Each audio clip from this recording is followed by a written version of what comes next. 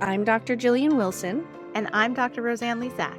And this is the Momentum Parenting Podcast, A podcast that covers all things parenting. Each week, we will discuss effective strategies and topics to help you in your parenting journey. Because parenting's a marathon, not a sprint. And we are here to keep your momentum going. Welcome to Season 1 of the Momentum Parenting Podcast.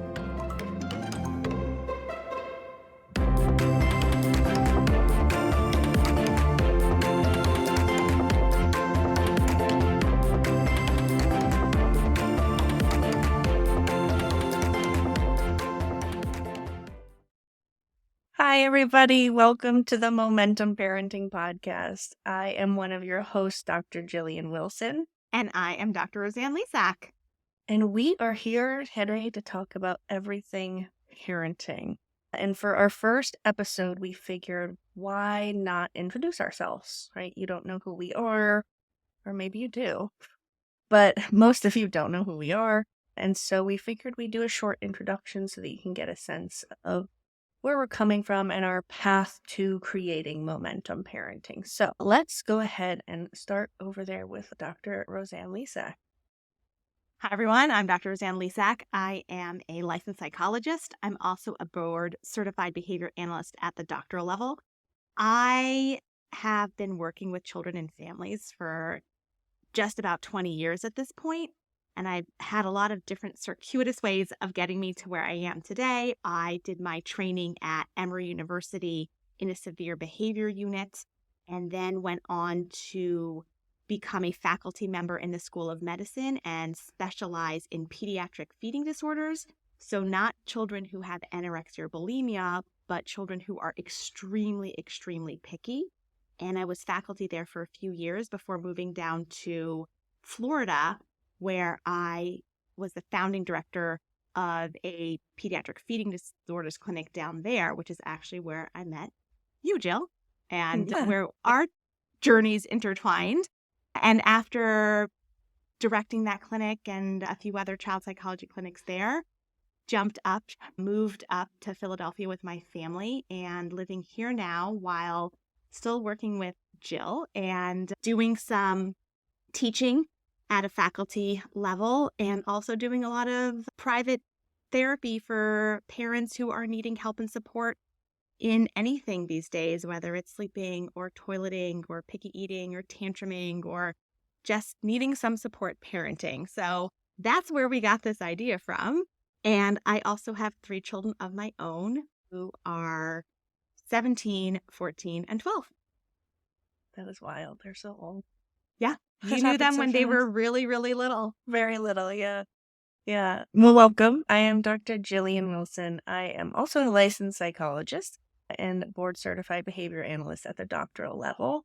I started my work in severe behavior. So, interesting side story. I don't know if I've told you this before, Roseanne, but in my graduate training, we all had to sign up for a practicum by ranking sites, right? And so I'm sitting down one day all excited to rank my sites, and I think I'm ranking like a site where you provide early intervention for little kids, like 2, 3 years. So much fun, right? Little guys. Yeah. And I guess I ranked them incorrectly because I ended up in a severe challenging behavior clinic, which is very, very different. Surprise! So when I showed up on the first day and they said, you know, my mentor, my supervisor said, you might get hit. You might get punched in the face. You might get bit while you're here. And I was like, yep, been there, done that. What? Where am I? And so I was like, I'm stuck here for a year, so I'm going to have to just like make the best out of it. And I ended up loving it, which from the outside sounds a little crazy, but working with kids with severe behavior disorders is extremely fulfilling. And you get to make a really big difference. And the parents just need you and they need your help. And it's wonderful. You do get hurt, but you also have many wonderful days as well. So I spent a few years doing that. And then I completed my doctoral internship with the Kennedy Krieger Institute and Johns Hopkins School of Medicine in Baltimore. And then I came back down to Florida to work with you at the feeding disorders clinic. Right. That was another surprise. I show up for my first day Exactly. of work and they basically tell me, "Oh, we forgot to tell you, but you have a postdoc that you have to train." Surprise. And Yep. we didn't have any clients yet. We hadn't even opened the clinic yet, but it was I pretty know. cool because we got to build that together. Yeah, we did. It was really fun, and I had always wanted to work in feeding disorders, but I hadn't had the chance because both of my rotations and my practicum experience were all in severe behavior. And that doesn't usually encompass feeding disorders, although it's a severe feeding disorder, right? It's not severe behavior, two different animals. So I was really excited when they told me that I was going to be working with you. And then you were like, we're going to have to build this from the ground up. And I was like, okay, well, sounds fun. Yeah. I'm just going to follow your lead then, which I did for, how, here, 3 years? Something like that. 3 years of chasing Roseanne up and down the hallways of that building. Although I am taller than her, she walked 10 times faster than me. Very, very fast walker. I remember at the end of my postdoc year just saying, listen, now that I'm licensed and we're working together, I really need to talk to you about something. And you were like, what? I think Remember we had that. to do an exit survey or something. And you were Yep. like, what was Yep. something that I can improve upon about as a supervisor or something? And I was like, you could walk slower. And it's like, I've been chasing you around for and I'm tired. My legs are tired. I couldn't tell you before, but you walk too fast.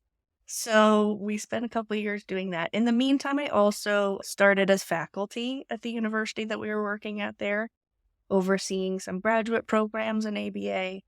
And then when my family had to move up to Boston for my husband's postdoc, I ended up switching jobs and working for another university up here in Boston. And then when your family moved, we said, let's work together again. Much more complicated than that, right? It felt more complicated, especially, Yeah. in January of 2020 when, Yeah, before we know the world was shutting down. But it's been right. almost 10 years now that we've been working together. It's wild. It is Mm-hmm. wild. I never expected that, but Yeah. it's been awesome.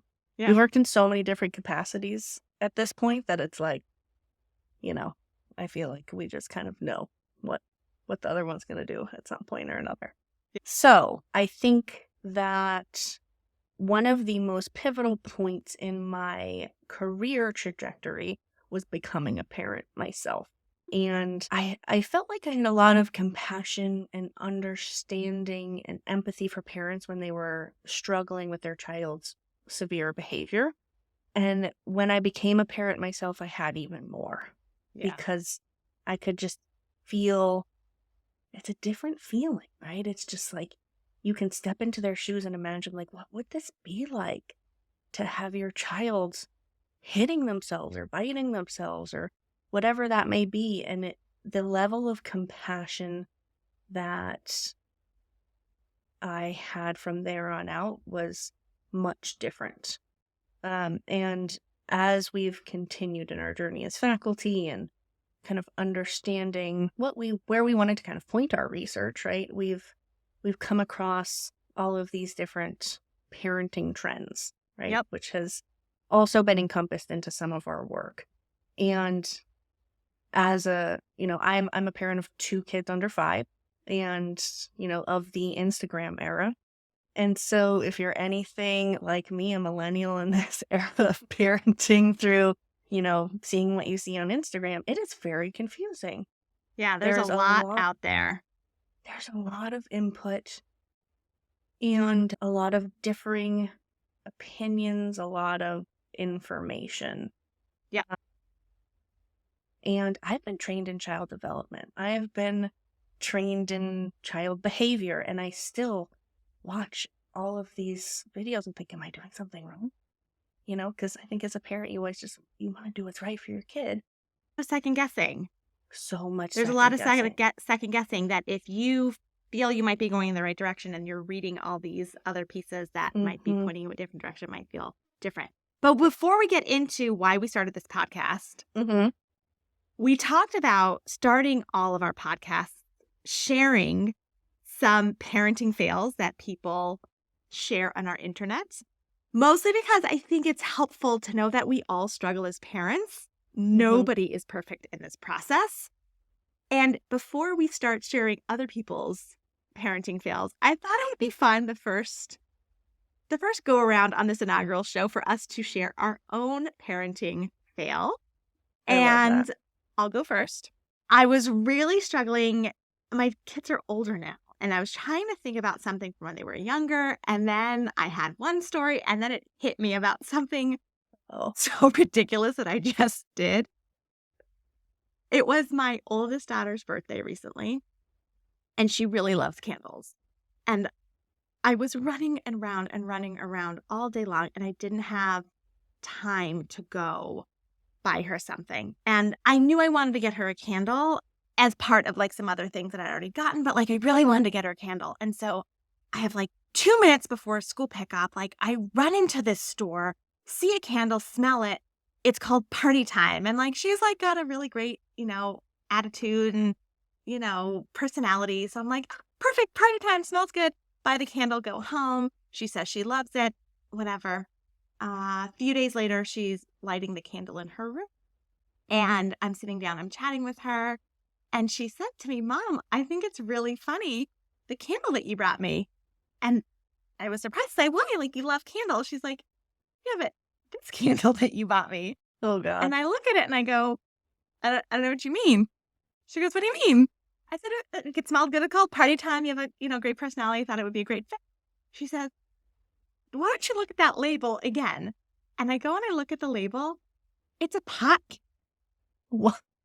There's pot leaves around every, Wait, like the what is whole, a pot candle? it's like, has like, I don't know, CBD, but like there's pot pictures like all over the label, which is why it's called Party. Party time. Party time. Party time. I totally missed it. And she said, I thought it was sort of weird that you bought it for me, but I thought it was like sort of nod, nod, wink, wink. Isn't this hilarious? And I'm like, no, no, it's not. Oh, that's So, amazing. yep, I bought my daughter a pot candle for her birthday. So But it just there you smells go. like a normal candle. It doesn't like It smell like smells like pot. no, there's no pot in the, you're not like burning marijuana. So like that's illegal in Pennsylvania, I think. But no, it's just like a But I lot didn't of, like scent it like that or no, anything. It but it's just like pot paraphernalia, like that kind of marijuana kind of what kind of vibe. shop did you go in to buy this? Like a regular shop in like the outdoor mall here. And it has like a million candles and like, purses and scarves and, funny magnets. So I just like, okay, candle, smells good, let's go. And So she's like, funny. there you go. I bought That my is daughter so a funny. a marijuana Mm, inspired candle for her birthday. I love that. I All right, love that. I'm passing the baton. All Your right. turn. I think my tried and true one, because it's happened with both of my children, actually, like probably kids that have come over to play and stuff too, is that we get to a certain age. It's usually when they're mobile, like crawling slash starting to walk. Mm-hmm. And anyone that has a dog or a cat will probably feel this in their soul with me, at least I hope, in the sense that at some point they find the dog bowls. And it's always a bad timing. It's like Yeah. always a really bad time. It's the minute you Yeah. turn your back and you're like, where are you? With my first, it was like we were packing to move and she found the dog bowls and she was like behind a bunch of boxes crawling around and playing with them. And I was like, what are you doing? Just to peek around, seeing her like almost put kibble in her mouth. Mm. My second has found the dog bowls in like our mud room. We thought we hid them well enough, but she Shame. likes to, she's a little bit fancier, I guess you could say. So she's taken it a level up where she likes to take the kibble out of the bowl and then dunk it in the water Mm. as like a. Oh, Now, thankfully, I've gotten to them by the time that they're like almost putting it in their mouth. you hope. I hope. You That's what I tell hope. myself to go to sleep at night. But I think she just thinks it's so funny. Like Yeah. she splashes around in the water bowls, like And that then gets a lot of attention, so right? much People attention. 'Cause running I'm like, towards her. please don't lick the dog bowls. Like, please, Mm. it's so gross. But yeah, that's probably the worst so far. I still have a lot of time to buy Yeah, pot yeah, yeah, candles. yeah. And Yeah, then by the time you get to where they're older, you forget all that happened. So you're good. all of it. Yeah. So let's jump in to why we started this podcast. We talked a little bit about the amount of information out there that's swimming, and there's just so much out there. And I know, Jill, you've taken some of these classes as a new mom. hmm And the part that also always gets me is the amount of information out there that's just Like, there's so much information. right. How do you There's know who to so listen much to? information out there. How do you know what's real? And how do you know what's just one person's experience, right? hmm It's sometimes helpful to hear one person's experience, but that doesn't mean that that's going to be generally helpful for people's children. So, one thing I think that we're able to bring to the table is that we do have a really deep and wide bench of expertise in child psychology hmm and as moms. So as we were going through this, we were talking about that together. We have over 30 years combined working in this field. hmm And I was trying to count like hundreds, I think probably between you and me, over, I would say closer to 1,000 children and families that we've worked with together at this point. Yep. I All know different both of kinds of us, families, all different yeah, issues, all all different. different issues, Yeah. really spanning the gamut of childhood, whether hmm that's young or adolescent or, the whole gamut, the whole spectrum, children with special needs, children who are typically developing, children who just are children for the Yeah. sake of being children, like everyone. hmm And we were hmm really talking about how many children we've worked with. We've also presented a lot of local, national, and even international conferences. hmm And now I think what's pretty cool of what we've added in is our expertise in developing curriculum now as university professors. Yeah. Yeah. So I have been teaching at the university level since 2016 at our previous university, and now at Regis College, our current university. And how long have you been? About the same time frame, right? No, a little. Right. I've been teaching university courses probably around that same time Yeah. while I was still the director of a clinic. And yeah, just Yeah. And running. and not only teaching, but developing entire curriculum curricula for master's level programs Yep. at Yep. higher ed. So yeah, our experience is really varied.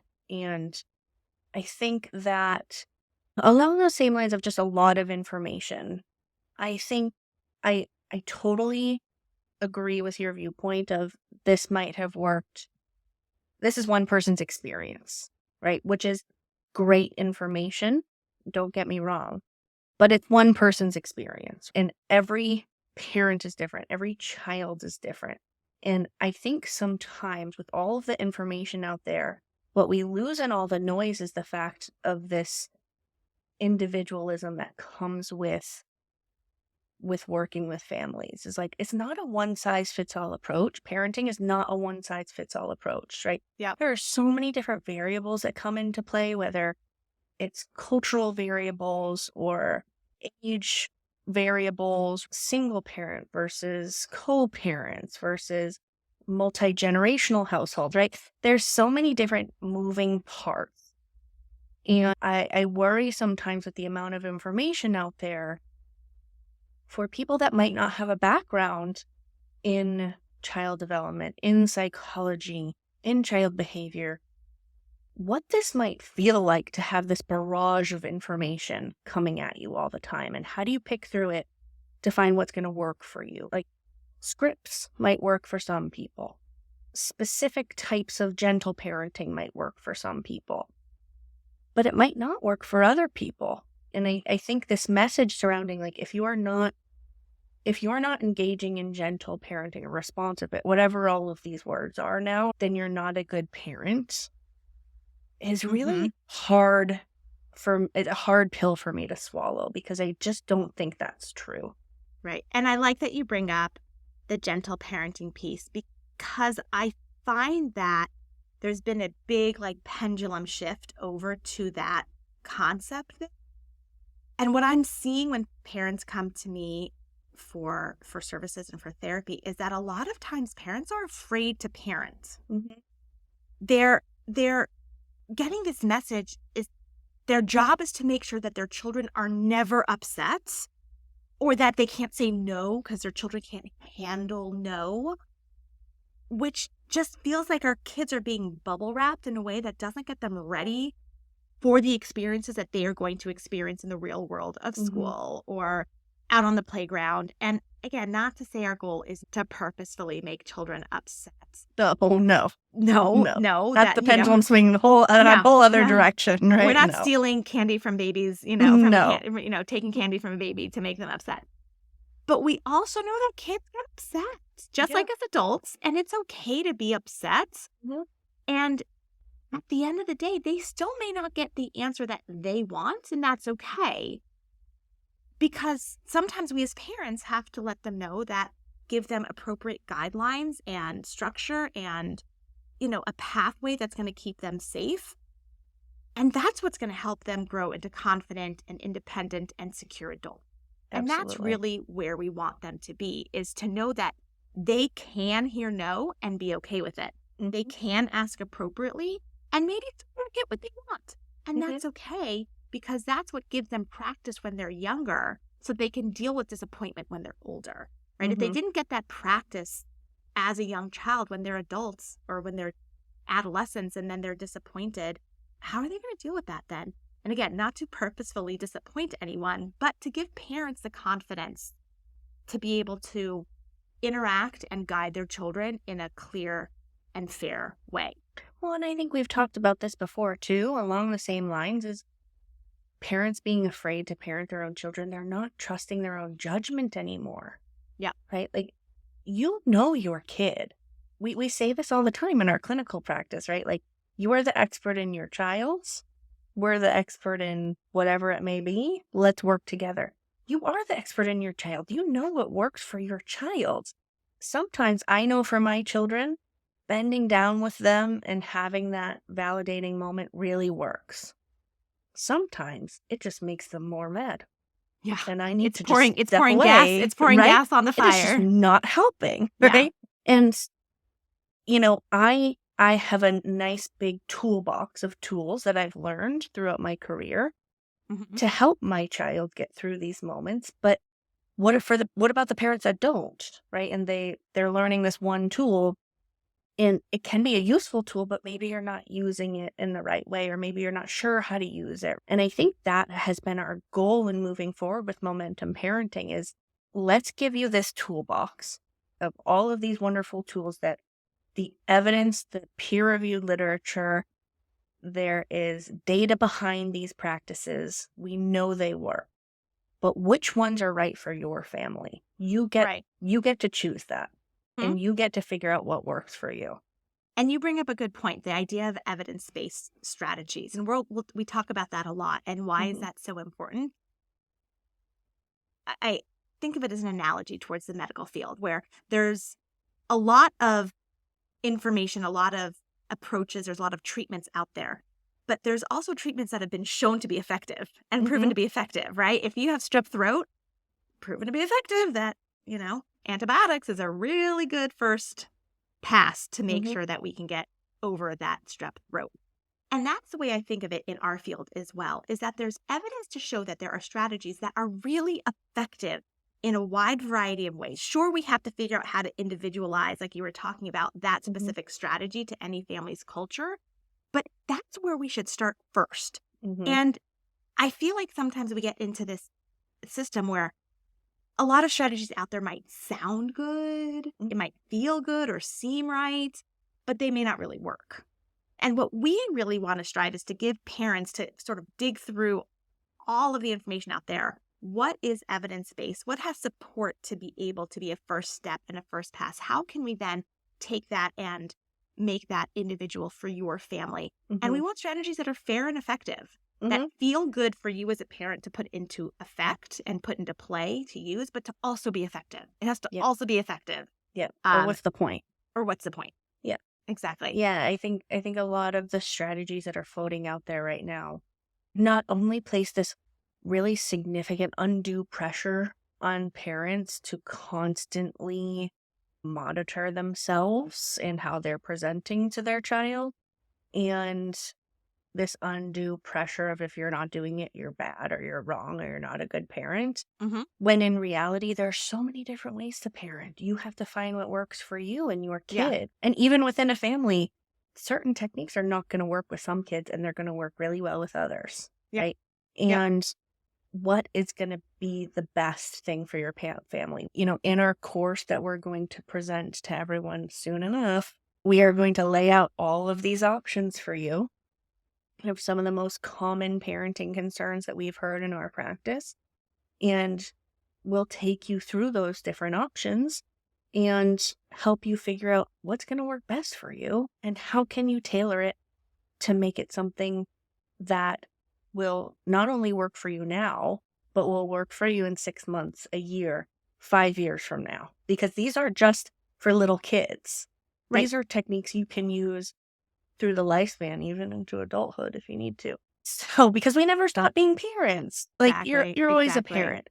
And the thing that what I'm most excited about is I've been talking about these strategies with parents, I would say hundreds of parents at this point. Mm-hmm. And being able to take these strategies that work in their home and individualize it for the different cultures of each of those families. And I really see families having meaningful change in their child's behavior, that they're seeing their children making kinder and calmer choices. And also what's so important from my perspective is that parents feel they're not grasping at straws all the time. Oh, maybe I'll do this. Well, now what am I supposed to do? Oh, they just hit what? Okay, I'm going to try this. They're feeling more confident in being consistent, in being consistent with that parenting approach. Mm-hmm. And that is so important for a parent to feel just, I know what I can do, and here's what I'm going to do. And that consistency then also helps their child's behavior. Yeah. So it's really like this nice feedback loop where kids are hearing the same message consistently so they can make better choices. And then parents are feeling more confident in making those choices and less stressed in the moment, because parenting, as we know, and a lot of situations come up, they're stressful. So stressful. So that's what I'm really excited to be able to share some of these strategies that I have personally seen work in hundreds of families and just help that many more parents do that. Yeah. Sounds like we're at a wrap up. Wait, we got to tell them a little bit about the toolbox course. Oh, go ahead, Jill. You want me to do it? You, Jill. You go, Jill. All right. So the toolbox course, it's going to be coming your way soon enough. If not, by the time this podcast is out, it might already be out. Is where we have taken some of the most common parenting concerns that we've seen in our clinical careers and heard on the streets, if you will. And by that, I mean from our friends. From our friends, from the internet, from our clients. From our clients. What are these common parenting concerns that we're seeing? And what are some options to manage those? Now, this is our general course. This is going to apply for kids anywhere from 1 to 18 plus. So this goes along the developmental spectrum. You don't need to be parenting a certain age child to benefit from this course. And we're really excited about it because it offers so many great tools. So when you buy the course, you also get access to digital downloads that you might be able to use with your child. Which are so helpful. It helps you make all that information specific to your kid, your child, your family, and your approach. I love it. Yep. Different options for those. And you can also elect to participate in our group coaching program, which is our what we call our parenting pods, our group parent training, where you would meet with us and weekly and we discuss what's going on in your progress through the course. How can we help? Where are you struggling? Where could you use more support? And we meet as a group and create a really nice community of parents to support one another. So we're really excited to present this course to you. More information is available on our website at momentumparenting.com. You can also follow us on Instagram at Momentum Parenting and on YouTube, Momentum Parenting. So please follow us. Make sure that you're subscribed so that we can give you updates. You can sign up for updates about new courses that are going to be launching because we do have more things lined up already for you that we'll tell you about a little bit in the future. So stay tuned. But we're really excited to start this process and introduce you guys to momentum parenting and all that we have to offer. Absolutely. And also, we will be doing weekly podcasts. Mhm. And to give you a sense of our podcast, we're going to be touching on different parenting topics that, again, come up that we're seeing in the clients that we work with, or just In the news what's the hot topic in sometimes. the Yeah. news. Yep. And we'll have opportunities for parents to send in questions or topics that you want us to address on the show. Mhm. And one of the goals is we're really looking forward to building a community of parents that can support each other and learn how to be the best parent for their children. Yep. There So you we're have it. really looking forward to seeing you next week. Our episodes drop every Monday, so please feel free to, I don't know what you say on podcasts, but follow us. Something like that. Follow us wherever you get your podcasts. Yep, exactly. Follow us wherever you get your podcasts. And we'll be signing off for tonight. This is Dr. Roseanne. And this is Dr. Jill. Remember that parenting is a marathon and not a sprint. And we are here to help you keep your momentum going. Have a great day. Bye, everyone.